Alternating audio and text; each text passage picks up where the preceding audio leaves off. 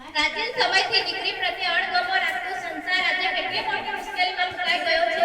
શ્રોતાજનો યાદ કરો, કલ્પના ચાવલાને, સુનીતા વિલિયમ્સને, કિરણ બેદીને, વળી આપણા રાષ્ટ્રપતિ શ્રીમતી પ્રતિભા પાટીલને. તો શું આ દીકરાઓથી કંઈક વિશેષ નથી? તો આજના પ્રસંગે મારે આપણે એ જ કહેવું છે કે આવો જ આકાર લઈ રહેલી દીકરીઓને માતાના ગર્ભમાં જ મારી નાખી તમે શું દીકરીઓના હત્યારા થવા માંગો છો? Are you want to become a killer? આ પાપનું નિવારણ તમે ક્યાં કરશો? ગંગા નદી પણ તમને પવિત્ર કરી શકશે નહીં. શું ઈશ્વર તમને માફી આપે તેમ લાગે છે? અરે ના, કદાપી આ હત્યાની માફી તમને મળશે નહીં.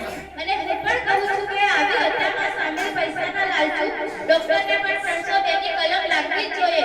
કારણ કે દીકરીને પણ જન્મવાનો પૂરેપૂરો અધિકાર છે. She has the rights to born. કોઈએ કવિએ સાચું જ કહ્યું છે કે ખીલતી કળી છું, ખીલવા દો મને. જીવવું છે મારે પણ જીવન આપો મને. સા બગુજ છું, હું મારી નાખો મને. કેમ કરી કહું તમને નથી વાચા હજુ મને. વેદના પરાવાર અનુભવું છું, સંવેદના આપો મને. પ્રભુના બાગનું કમળ પુષ્પ છું, ન મુરઝાવી નાખો મને. સદીઓથી નારી તરીકે પીડિત છું, કોઈ એક નામ આપો મને. આ યોજનામાં રાજ્ય સરકાર અને કેન્દ્ર સરકારે કાયદાઓ અને યોજનાઓ તો બહુ બનાવ્યા છે, પરંતુ આ ભ્રષ્ટ વહીવટમાં તેનો ક્યાંય અમલ થાય છે ખરો? આવા ભ્રષ્ટાચારી વહીવટ સામે આપણે સૌએ કડક હાથે કામ લેવાનો સમય પાકી ગયો છે. મને માતાના ગર્ભમાં જ કેમ મારો છો? Why because I am girl. આપણે આપણા ભવિષ્યની માતાઓનો સંહાર કેમ કરીએ છીએ? આમ તો દીકરી માટે ઘણી કહેવતો છે કે દીકરી તો પારકી થાપણ છે, દીકરી તો સાપનો ભારો છે.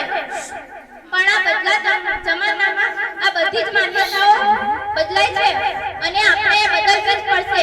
કારણ કે if boys are physically strong then girls are mentally strong. અરે તમે નારી કે નારાયણ નારી રત્નોની ખાણ, નારીથી નર જે ઓલ્યા પ્રહલાદ અને શ્રવણ. છેલ્લે આશા વ્યક્ત કરું છું કે હિન્દુસ્તાનની ભૂમિ પર ફરીથી સતી સાવિત્રી, સતી અનુસૂયા